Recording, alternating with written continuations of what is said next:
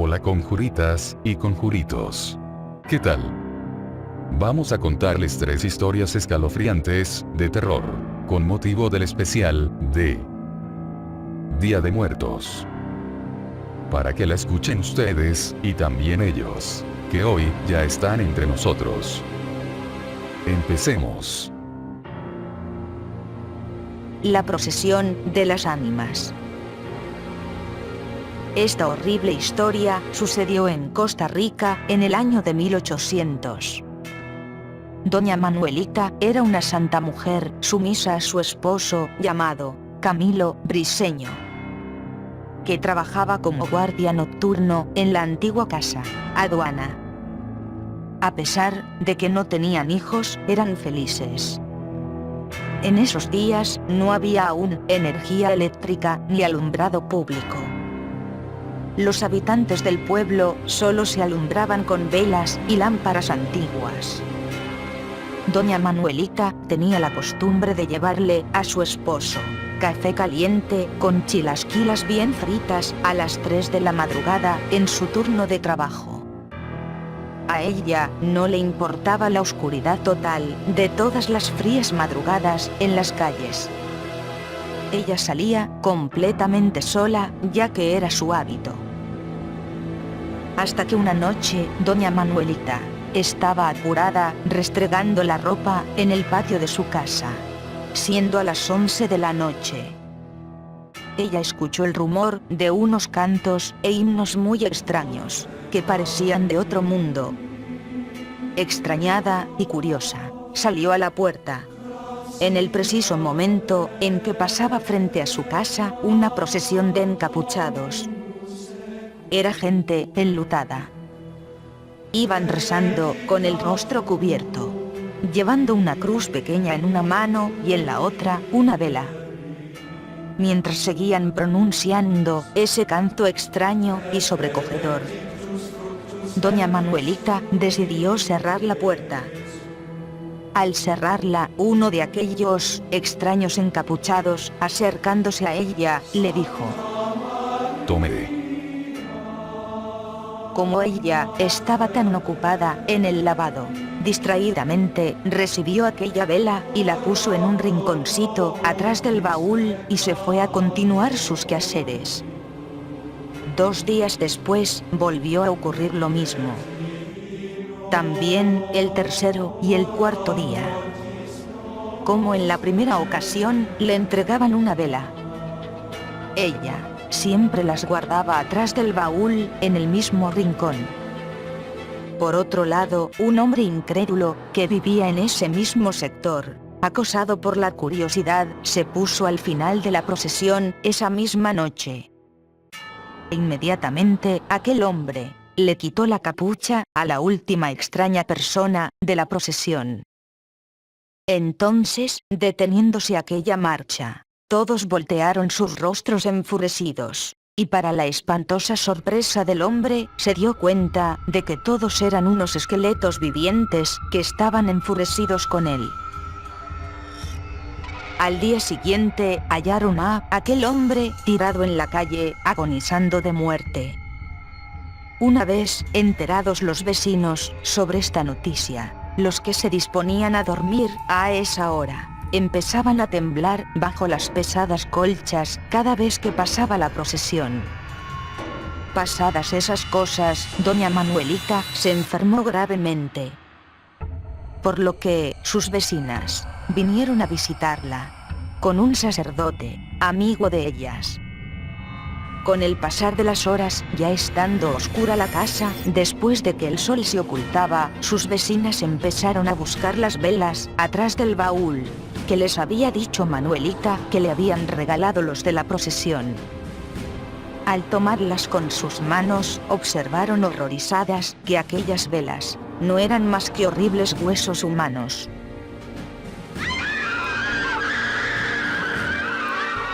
Ellas tiraron asustadas los huesos al mismo tiempo que el sacerdote se santiguaba. Una vez que supieron la procedencia de aquellos huesos, los vecinos y vecinas decidieron enterrarlos en un camposanto. Mientras el sacerdote echaba agua bendita y los vecinos echaban el último puñado de tierra, se escuchó una horrible voz tenebrosa en esa misma tumba. Malditos fanáticos. Sacerdotes dementes. Cuando venga el fin del mundo, destruiré esta asquerosa doctrina. Por ahora, perdonaré sus miserables almas. El sacerdote les aconsejó a todos que nunca aceptaran las velas que les ofrecieran los de la procesión, ya que no los dejarían en paz. Les provocarían la muerte o los molestarían hasta que aquellas velas, que en realidad serían huesos, fueran enterrados. El Comemuerto. Mi nombre es Baltasar González, uno de los amigos y cómplices de Víctor González Navarro, alias El Comemuerto. El 1 de abril de 1941 fui detenido por la Policía Nacional por robarme las joyas de los cadáveres que estaban enterrados en el cementerio patrimonial de Guayaquil, ya que allí aún tenían la costumbre de enterrar a los muertos con joyas preciosas, alhajas de oro, ropas caras y muchas cosas más. Yo sufría horribles pesadillas y alucinaciones por aquellos muertos. Vi a mis otros 3 compañeros, que eran interrogados por los gendarmes. Fuimos agredidos verbal y físicamente por los policías. Ellos trajeron amarrado al Comemuerto, Víctor González Navarro, y lo sentaron junto con nosotros. Luego de los azotes, Víctor dijo toda la verdad delante de todos los inspectores y policías. En el año de 1939, yo trabajaba como sepulturero del cementerio patrimonial.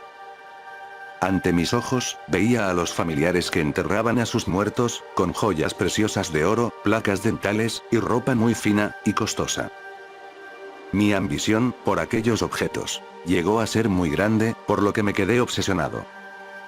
Y planeé robármelos una noche. Pensando en esto, me llegaron los amargos recuerdos de mi suegra, diciéndome que era un vago, muerto de hambre, que buscara a otra mujer y no molestara a su hija, que era un bueno para nada, borracho y vagabundo.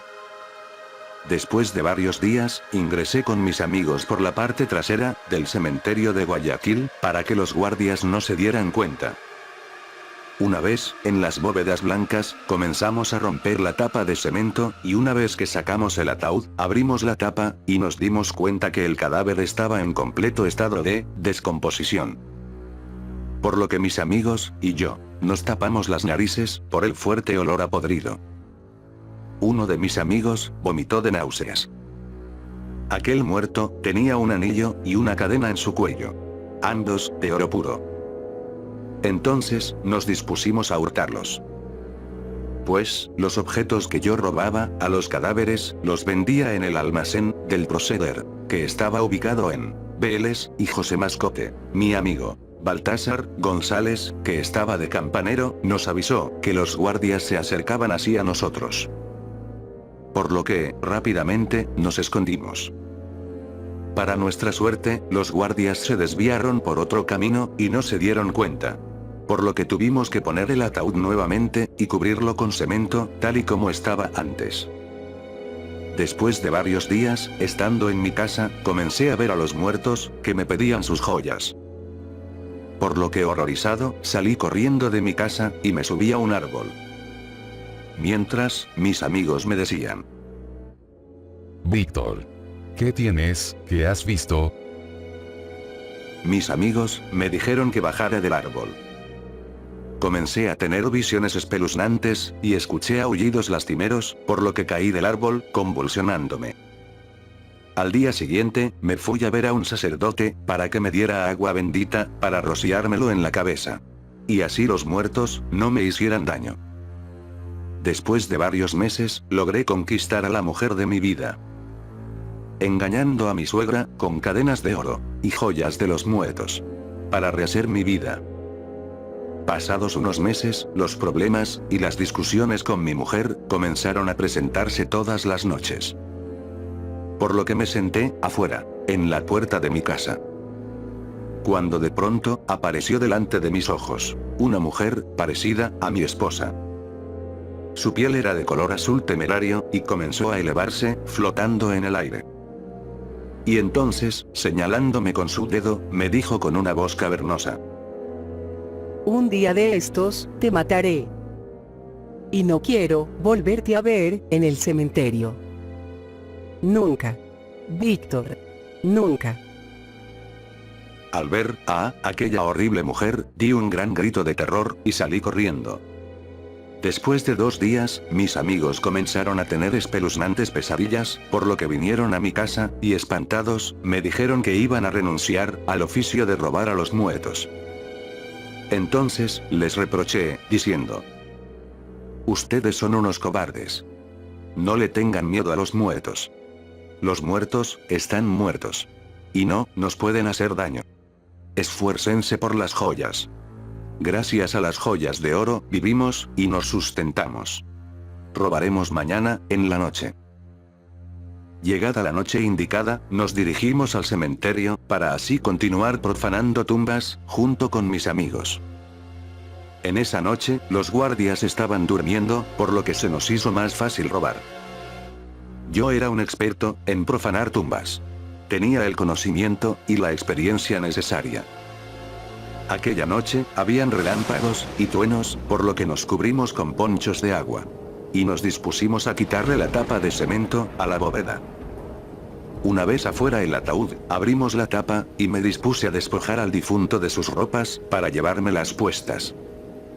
Y mientras me ponía sus ropas, observé con mi linterna, que aquel difunto ya no estaba en el ataúd. Ante el asombro de mis amigos, en ese momento, se escucharon unos aullidos lastimeros, de unos perros.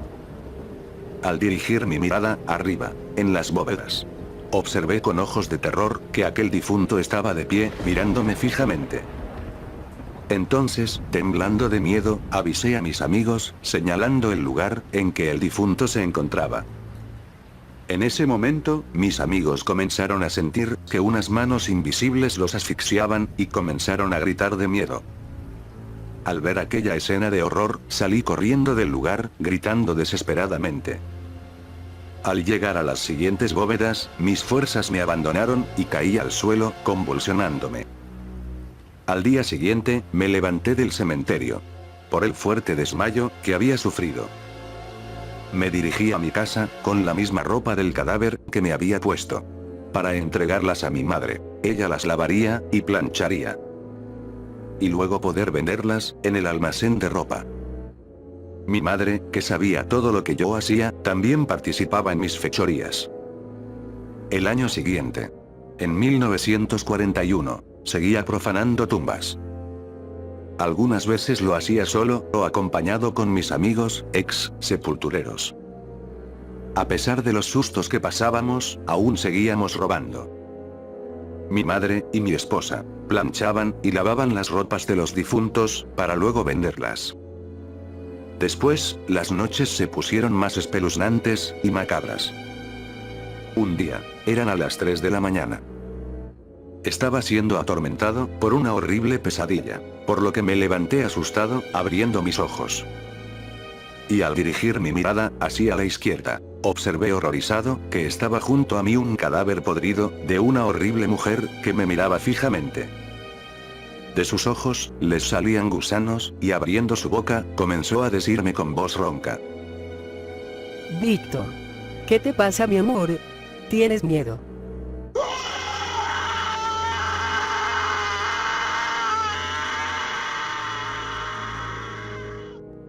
Ayúdenme. Auxilió. Entonces, mi madre y mi esposa comenzaron a auxiliarme. Y mientras me auxiliaban, mi mente y mi cuerpo comenzaron a debilitarse, y quedé desmayado.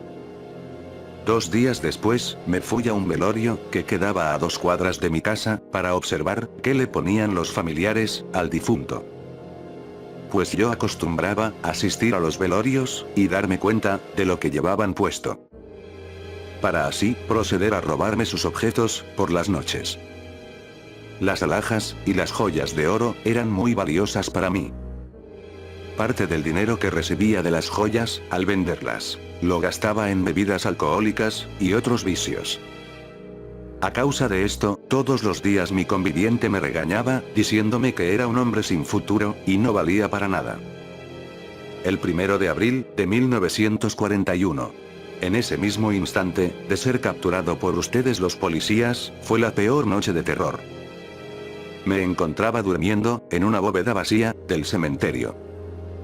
Cerca de las 2:31 am, me dieron ganas de hacer mis necesidades biológicas, y salí caminando. Había relámpagos y truenos. Pero lo extraño es que no había lluvia. Mientras iba caminando, me di cuenta de que 2 de ustedes estaban de espaldas, revisando las bóvedas. Al ver esto, retrocedí hacia atrás, para huir de ustedes, y evitar ser capturado. Mientras huía, apareció delante de mis ojos un cadáver ensangrentado. Viendo esto, comencé a temblar de miedo, y salí corriendo de ahí. Pero después de haber corrido 10 metros, apareció otro muerto, con la cabeza podrida, y sus ojos salidos de sus órbitas. Entonces, grité horrorizado, y salí corriendo hacia otro desvío. Pero al llegar a una bóveda vacía, salió otro cadáver, en la parte de abajo. Pues los muertos, no querían que escapara de la policía. Con todas mis fuerzas, salí corriendo. Pero al llegar a la otra bóveda, mis piernas me abandonaron, por lo que caí arrodillado. Yo me agarraba de los cabellos, horrorizado, a causa de esas apariciones. Me estaba volviendo loco. La locura y la demencia llenaba cada parte de mi mente. Mientras yo me agarraba de los cabellos, temblando de miedo, apareció a unos 3 metros de mí, uno de los cadáveres más horribles que he visto. Era un cadáver, vestido de novia. Su cabeza era una calavera, y su brazo izquierdo, era un esqueleto viviente. En el resto de su cuerpo, aún había rastros de carne podrida. Entonces, con voz horrible, dijo: Devuélveme mi vestido. Una vez más, grité desesperadamente. Entonces, sentí que una espuma salía de mi boca, por lo que caí fulminado. Mi cuerpo se enroscaba como un animal, agonizando. Aquel trauma fue enorme. Yo gemía de horror. Aquellos muertos me reclamaban sus joyas y cadenas de oro. En ese preciso momento, ustedes, los policías, me encontraron enroscándome y gritando como un loco. Ustedes, espantados, me apresaron. Después de escuchar esta confesión espeluznante, monstruosa y bárbara, de Víctor González Navarro, los policías se quedaron perplejos y con la boca abierta. Nunca se había escuchado una historia así. Yo, Baltasar González, junto con mis amigos, ex sepultureros, la esposa y la madre del come muerto, observaba avergonzado cómo estábamos siendo condenados por la policía. Pero mientras el come muerto era sacado de la comisaría para ser trasladado a una cárcel, los familiares de los difuntos, enfurecidos, se abalanzaron contra el come muerto y comenzaron a golpearlo. Entonces, los policías apartaron a los enardecidos familiares y pusieron a Víctor en la camioneta policial y lo llevaron a otra cárcel. Desde entonces, se dice que el profanador de tumbas, Víctor González Navarro, murió en la cárcel de tuberculosis. Y antes de su muerte, puso un letrero en las rejas de la cárcel que decía: a 20 centavos de sucre, la visita. Y los reunía, para así pagar a su abogado defensor. Y a cada visitante, le contaba su historia. Después de esto, la Junta de Beneficencia puso una ley en el cementerio de no enterrar a sus muertos con pertenencias de oro. Por más que los difuntos, antes de morir, deseaban que les cumpliesen su deseo. La mujer infernal. Esta historia le ocurrió a mi tía abuela, Ana Jara.